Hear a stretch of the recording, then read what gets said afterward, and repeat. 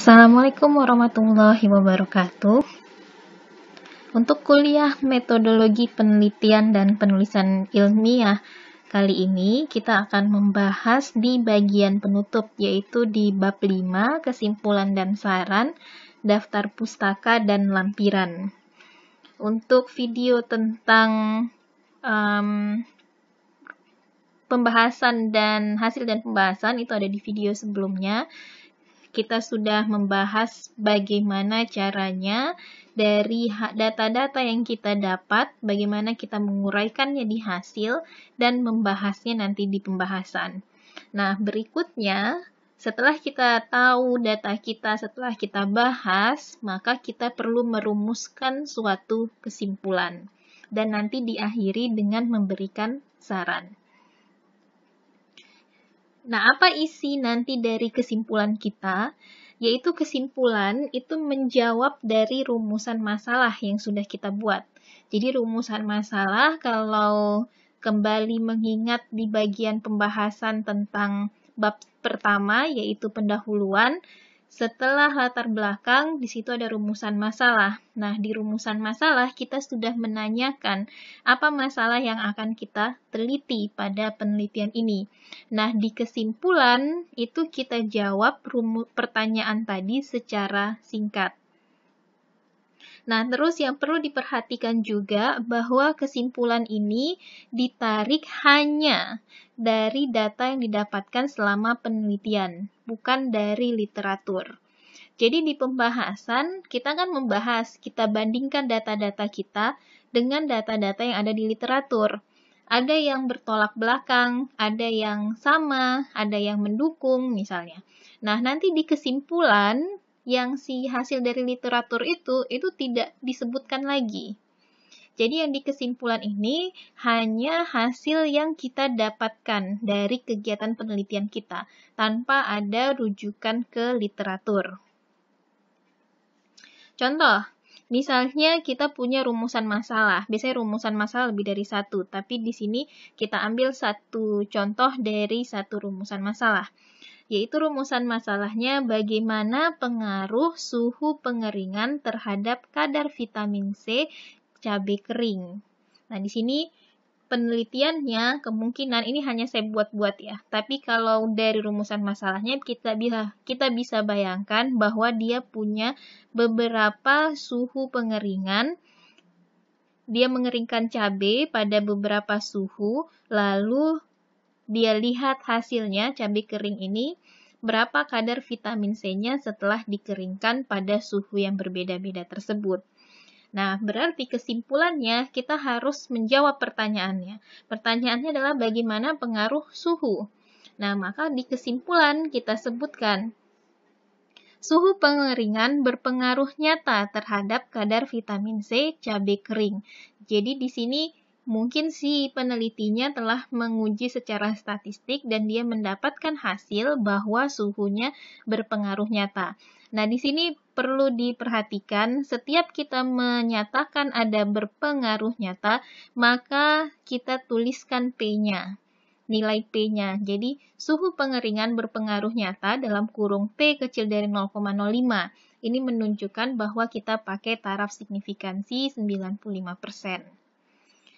Nah, jadi tadi disebutkan suhu pengeringan berpengaruh nyata terhadap kadar vitamin C cabai kering.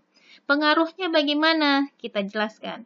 Semakin tinggi suhu pengeringan, semakin rendah kadar vitamin C produk. Nah, itu secara general. Sampai sini ini masih secara general. Nah, kalau kita mau spesifikkan supaya pembaca tahu berapa angkanya, berapa sih vitamin C yang masih tertinggal gitu. Kita berikan gambaran, yaitu cabai yang dikeringkan,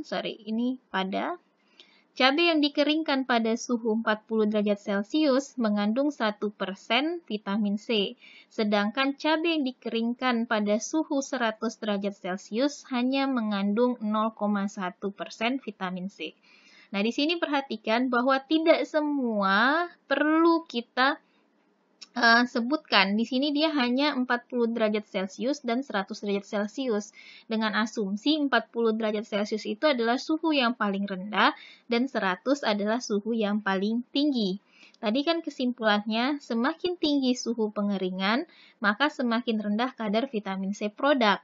Artinya, kadar vitamin C yang paling tinggi adalah pada suhu yang paling rendah.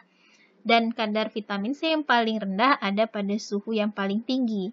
Nah, pada suhu yang paling rendah, vitamin C-nya 1%. Pada suhu yang paling tinggi, vitamin C-nya 0,1%. Artinya, pada suhu 50, 60, atau berapapun di antara 40 dan 100, itu ada di antara 0,1 sampai 1%. Ya, tadi itu untuk. Nah, ini juga perlu diperhatikan cara penulisan data atau hasil. Di sini kita menggunakan angka desimal, satu angka di belakang koma.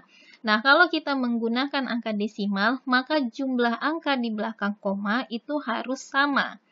Jadi di sini satu angka di belakang koma, maka 1% itu jangan ditulis 1 saja, tapi 1,0%. Yang ini sudah pas, 0,1%, sehingga dua-duanya memiliki jumlah angka di belakang koma yang sama, yaitu satu angka. Nah, ini contoh penulisan kesimpulan yang kurang baik. Bukan berarti salah, tapi dia kurang baik. Dengan rumusan masalah yang sama, yaitu bagaimana pengaruh suhu pengeringan terhadap kadar vitamin C cabai kering. Kesimpulannya yaitu suhu pengeringan berpengaruh nyata terhadap kadar vitamin C cabai kering. Ini dia menjawab. Pertanyaannya bagaimana pengaruhnya? Dia jawab, suhu pengeringan berpengaruh nyata. Tapi ini terlalu singkat dan pembaca tidak tahu sebenarnya pengaruhnya seperti apa kalau seperti ini. Dia hanya menyatakan bahwa ia ada pengaruh suhu terhadap kadar vitamin C.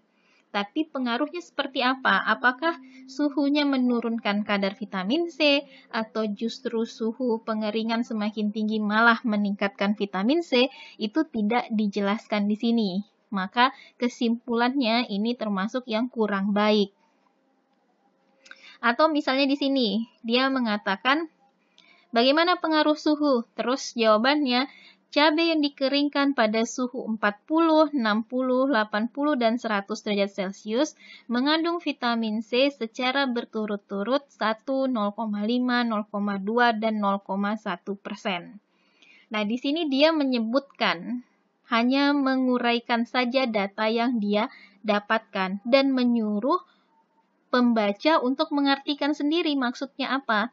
Di sini sebenarnya sudah terlihat 40, 60, 80, 100. Ini perlakuannya dia. Jadi semakin lama semakin meningkat suhunya. Terus dia kasih tahu, oh ini vitamin C-nya segini. 1, 0,5, 0,2, 0,1. Oh semakin menurun juga. Sebenarnya di sini terlihat, tapi persoalannya tugas penulis adalah membuat data angka-angka ini menjadi sesuatu yang mudah dipahami oleh pembaca.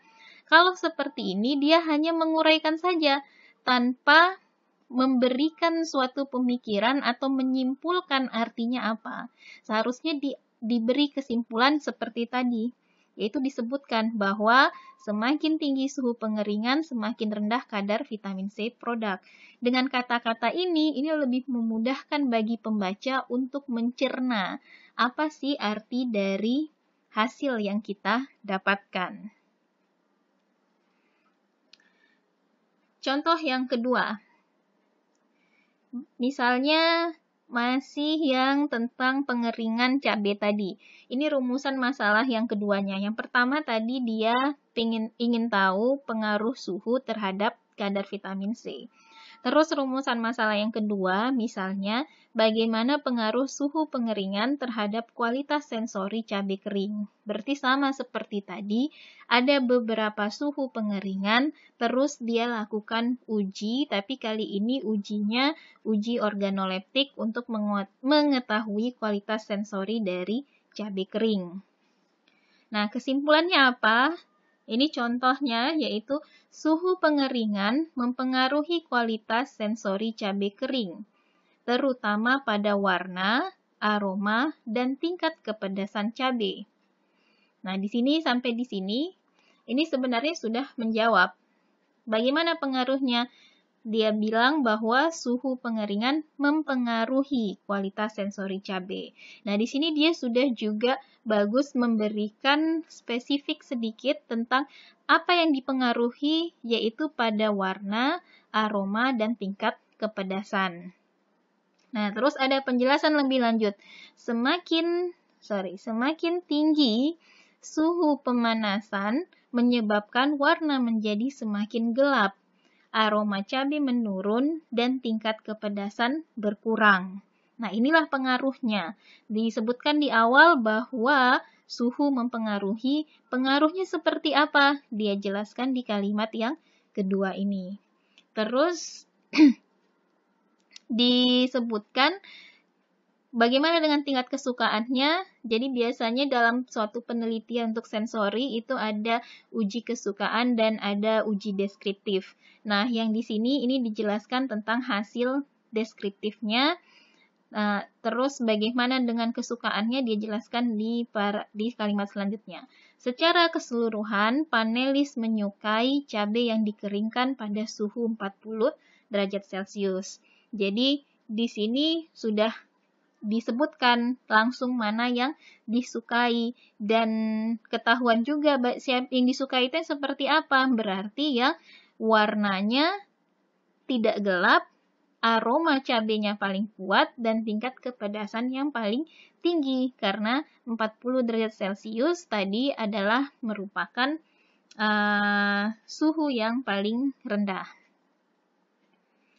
Nah, terus ini contoh lagi tentang contoh penulisan kesimpulan yang kurang baik. Pertanyaannya sama tentang kualitas sensori cabai kering. Nah, kesimpulan yang kurang baik misalnya kalau dibuat seperti ini. Suhu memberikan pengaruh yang nyata terhadap mutu sensori cabai kering. Kalau dia mengatakan tadi berpengaruh nyata, berpengaruh signifikan, itu harus pakai P-nya, nilai P-nya berapa. Kalau di sini kenapa tidak memberikan nilai P? Karena tidak ada kata-kata pengaruh nyata maupun pengaruh signifikan. Jadi kata-kata nyata, signifikan itu kata-kata yang secara umum itu bahwa datanya sudah dianalisis dengan menggunakan tool statistik. Jadi harus ada nilai P-nya. Nah, jadi pertama di sini tidak ada nilai P-nya. Suhu memberikan pengaruh yang nyata terhadap mutu sensori cabai kering.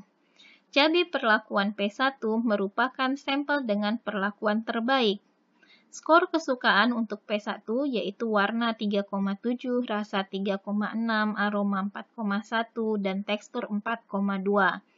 Sedangkan skor sifat deskriptif P1 yaitu warna 2,1, rasa 3,2, aroma 2,0, dan tekstur 3,5. Nah, saya yakin di sini pendengar itu agak lost di sini. Sudah tidak terlalu mendengarkan apa yang saya baca. Nah, itulah yang terasa ketika kalau kita hanya menguraikan data satu-satu, apalagi angka-angka. Kebanyakan pembaca tidak terlalu peduli angkanya. Untuk beberapa angka itu dipedulikan, tapi tidak semua angka. Seperti ini dia sebutkan semuanya. Dia sebutkan skor kesukaannya satu-satu, skor deskriptifnya satu-satu. Padahal mungkin itu tidak terlalu penting untuk diketahui oleh pembaca. Yang pembaca ingin tahu sebenarnya seberapa disukai, bagaimana sifatnya, yang mana yang disukai. Tapi kalau kita terlalu menguraikan seperti ini pertama dia membosankan, dan yang kedua pembaca bisa lost di sini. Pas sampai di tengah tadi apa ya maksudnya. Nah, terus juga di sini kekurangannya, kalau misalnya di kesimpulan itu diusahakan dia ketika orang membaca skripsi, itu pertama yang dia baca abstraknya, lalu dia bisa lompat langsung ke kesimpulan, dan dia bisa tahu apa hasil dari penelitian kita. Nah, sebaiknya tidak menggunakan simbol-simbol. Seperti di sini dia menggunakan simbol P1 tanpa ada penjelasan lebih lanjut P1 itu apa. Nah, di sini ketika orang hanya membaca kesimpulan, dia bingung, P1 itu apa? Dia harus balik lagi ke halaman sebelumnya untuk melihat P1 itu apa. Itu yang kedua. Tadi yang pertama pengaruh nyata, terus ini yang ketiga. Terus yang kedua, terlalu menguraikan terlalu banyak angka, dan yang ketiga, menggunakan simbol yang tidak diberi penjelasan. Kalau dibilang cabai perlakuan P1 misalnya, di sini disebutkan dalam kurung, yaitu misalnya cabai yang dikeringkan pada suhu 40 derajat Celcius misalnya. Nah, itu pembaca jadi paham maksud dari si P1 ini. Terus yang kedua, banyak skor-skor yang kita tidak tahu artinya apa. Nah, untuk uji organoleptik, ini untuk yang masih semester teknologi pangan semester bawah mungkin tidak terlalu familiar dengan uji organoleptik, tapi untuk yang sudah semester akhir seharusnya tahu bahwa di uji organoleptik kita biasa menggunakan kategori untuk mengevaluasi sifat tertentu. Misalnya angka 1 sangat tidak suka, 2 tidak suka, 3 netral, 4 suka, dan 5 sangat suka. Nah, tapi kategori ini bisa bermacam-macam. Bisa juga dibalik, misalnya 5 yang sangat tidak suka. Jadi tergantung dari penelitiannya, tidak ada skala atau skor yang sudah baku. Tergantung dari jenis penelitian, bagaimana kita mendesainnya. Nah, di sini dia hanya menguraikan skornya, ada 3,7, 3,6, 4,1. Kita tidak tahu arti dari skor ini apa, tidak dijelaskan. Jadi, untuk kesimpulan, usahakan sekali hanya memberikan sesingkat mungkin, tapi memberikan informasi yang mudah dipahami oleh pembaca. Kalau terlalu singkat juga seperti yang ini, hanya bilang berpengaruh nyata, itu juga tidak memberikan informasi yang berharga. Karena pengaruh nyata yang seperti apa? Tapi kalau dia terlalu menguraikan juga, tapi sebenarnya dia terlewat yang pentingnya, justru menjadi informasi itu menjadi kosong atau tidak ada inti yang bisa diambil oleh pembaca. Nah, untuk saran ini berisikan rekomendasi untuk penelitian selanjutnya. Jadi kita memberikan saran kalau nanti ada orang lain yang membaca, terus bagaimana sih dia kalau ingin melanjutkan penelitian yang sudah kita lakukan. Nah, rekomendasi itu bisa kita dapat dari kekurangan dari penelitian yang telah kita lakukan, atau peluang pengembangan dari penelitian yang sudah kita lakukan. Jadi kalau pada saat kita mengamati data, mengamati selama penelitian, ada hal-hal yang kita rasa kurang, itu perlu dicatat, dan kadangkala itu penting untuk disebutkan di pembahasan, dan itu bisa digunakan sebagai saran. Nah, saran ini bisa lebih dari satu, tidak ada format baku bahwa saran hanya satu misalnya atau harus 2. Bisa beberapa saran, walaupun satu juga tidak masalah. Nah, contoh saran misalnya begini. Penulis menyarankan untuk melakukan pengujian umur simpan bagi cabai kering yang telah dihasilkan pada beberapa jenis kemasan pangan. Hal ini penting untuk dilakukan agar cabai kering dapat dikomersialisasikan. Nah, di sini dia yang tadi kan dia sudah penelitian tentang suhu pengeringan. Dia sudah tahu suhu pengeringan mana yang terbaik untuk menghasilkan cabai kering. Tapi dia belum tahu berapa umur simpannya dari cabai kering ini. Nah, kalau kita mau komersialisasikan cabai kering, maka kita harus tahu umur simpannya dan di kemasan apa yang bisa membuat umur simpannya paling panjang. Nah, untuk itu disarankan untuk dilakukan pengujian umur simpan. Jadi dia melihat kekurangan dari penelitiannya dalam hal ini adalah dia kurang untuk menganalisis hingga sampai nanti di tahap komersialisasi. Terus bisa juga seperti ini. Berdasarkan hasil penelitian, diketahui bahwa metode XXX tidak dapat mendeteksi keberadaan klorin di beras pada konsentrasi di bawah 1%. Ini saya hanya buat-buat ya. Oleh karena itu, untuk penelitian di masa depan, direkomendasikan menggunakan metode lain, seperti metode YYY, yang sensitivitasnya lebih tinggi dibandingkan metode XXS dalam mendeteksi klorin. Nah, jadi di sini ini contoh dari kekurangan suatu penelitian. Jadi kekurangannya adalah bahwa si peneliti dia menggunakan metode XXX dalam penelitiannya. Tapi ternyata pada saat dia lakukan analisis, dia mengetahui bahwa ada beberapa beras yang tidak bisa terdeteksi karena konsentrasinya di bawah 1%.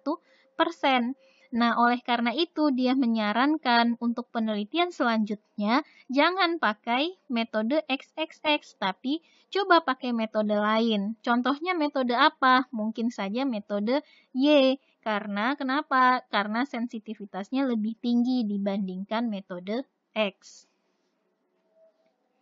Ini contoh untuk yang peluang. Misalnya, pemanis buatan yang dikembangkan pada penelitian ini memiliki tingkat kemanisan 1 juta kali lipat dibandingkan gula pasir atau sukrosa dan terbukti aman dikonsumsi sehingga berpotensi untuk diaplikasikan sebagai bahan tambahan pangan.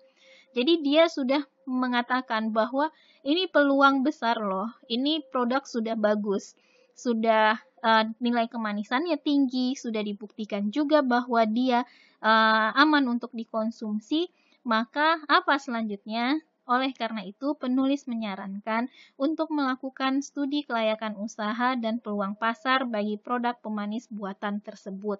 Tuh contohnya, contoh sarannya. Nah, terus daftar pustaka. Daftar pustaka, pertama yang harus diperhatikan adalah semua yang ada di citasi harus ada di daftar pustaka. Begitu juga sebaliknya. Ingat apa itu citasi? Citasi itu yang kalau di kalimat menurut bla bla bla 2015 menyatakan bahwa misalnya, atau vitamin C merupakan antioksidan terus dalam kurung siapa tahun berapa. Ini adalah citasi. Nah, semua yang disebutkan di teks, di narasi kita, di citasi, harus ada di daftar pustaka. Demikian juga sebaliknya, semua yang kita tuliskan di daftar pustaka harus pernah kita citasi di teks. Jadi tidak boleh ada disebutkan di sini misalnya Anto 2015. Tapi ketika kita cek daftar pustaka tidak ada si Antonya. Atau sebaliknya, di daftar pustaka ada Budi, Suhartini, siapa gitu ya. Terus tapi si Budi ini tidak pernah disebutkan dimanapun di teks, di narasi yang ada di kalimat kita. Nah, terus bagaimana dengan stylenya, bagaimana dengan formatnya? Itu bermacam-macam, sangat bermacam-macam stylenya. Nah, apa kuncinya? Yang pertama harus konsisten. Jangan macam-macam. Yang pertama pakai nomor, yang kedua abjad, terus yang ketiga Harvard, yang kelima pakai style yang lain gitu. Tidak, konsisten. Terus kedua, ikuti panduan. Nah, kalau di panduan sudah disebutkan, dia harus seperti dengan format A misalnya, maka harus kita ikuti yang ada di panduan. Tapi kalau tidak ada panduan, maka kita bisa memilih satu jenis style dan kita konsisten dengan style tersebut. Lebih bagus, apalagi zaman sekarang, itu kalau kita pakai software. Jadi jangan dibuat manual. Kalau manual itu ada peluang tertinggal. Misalnya sudah pernah kita sebutkan tadi Anto 2015, tapi kita lupa masukkan di daftar pustaka. Tapi kalau kita sudah pakai software, itu citasi sama daftar pustaka pasti klop. Softwarenya apa saja? Yang dua yang biasa digunakan itu ada Mendeley, ada EndNote. Saya yakin ada software-software lain di luar sana. Ini bukan endorse, tapi ini yang pernah saya gunakan. Nah, EndNote ini sebenarnya lebih enak digunakan daripada yang Mendeley, tapi EndNote ini berbayar. Kalau yang gratisnya harus online. Kalau yang Mendeley ini bisa kita download dan free. Nah, bagaimana cara menggunakan Mendeley? Itu mungkin kalau ada yang perlu video cara menggunakan download Mendeley, mungkin nanti bisa saya buatkan. Hanya saja mungkin perlu ada rekomendasi software apa yang bisa digunakan untuk merecord screen yang tidak hanya slide. Kalau slide saya sudah tahu bagaimana caranya, tapi kalau di luar dari slide kita browsing misalnya untuk melihat step by step bagaimana mendownload Mendeley terus diinstal dan segala macam, itu saya kurang tahu. Mungkin jika ada yang tahu bisa PM ataupun WhatsApp atau komen software apa yang bisa digunakan dan bisa saya buatkan nanti bagaimana menggunakan Mendeley untuk membuat daftar pustaka. Nah, terus di lampiran, itu untuk daftar pustaka. Untuk lampiran, perlu diperhatikan yaitu disusun ini tidak ada spasi ini seharusnya ya. Disusun berdasarkan urutan disebutkannya di teks.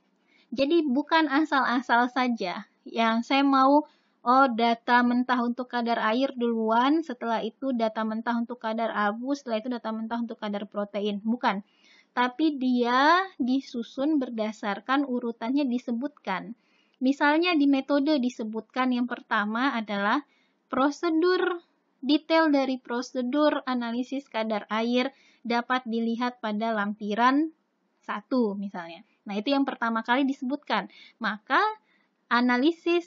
prosedur analisis kadar air harus ada di lampiran 1. Nah, setelah itu kalimat berikutnya atau paragraf berikutnya disebutkan lagi tentang kadar protein. Kadar protein di lampiran 2. Maka lampiran 2 adalah kadar protein. Jadi tidak boleh loncat-loncat nanti di teksnya dibilang, kadar air lampiran 1, kadar protein lampiran 5. Padahal dia yang disebutkan duluan adalah air, baru setelah itu protein. Jadi disusunnya lampiran itu berdasarkan urutan kita kapan menyebutkannya di dalam teksnya. Nah, terus seluruh lampiran harus pernah dirujuk di teks. Tidak boleh lampiran itu berdiri sendiri. Ada misalnya lampiran data mentah kadar air, tapi tidak lampiran 10 misalnya. Lampiran 10. Nah, tapi lampiran 10 ini tidak pernah disebut di teks satu kali pun. Ini salah. Jadi harus disebutkan. Setiap lampiran harus pernah dirujuk atau disebutkan di teks. Nah, terus ketika kita merujuk di teks, nah ini banyak juga dari mahasiswa yang salah.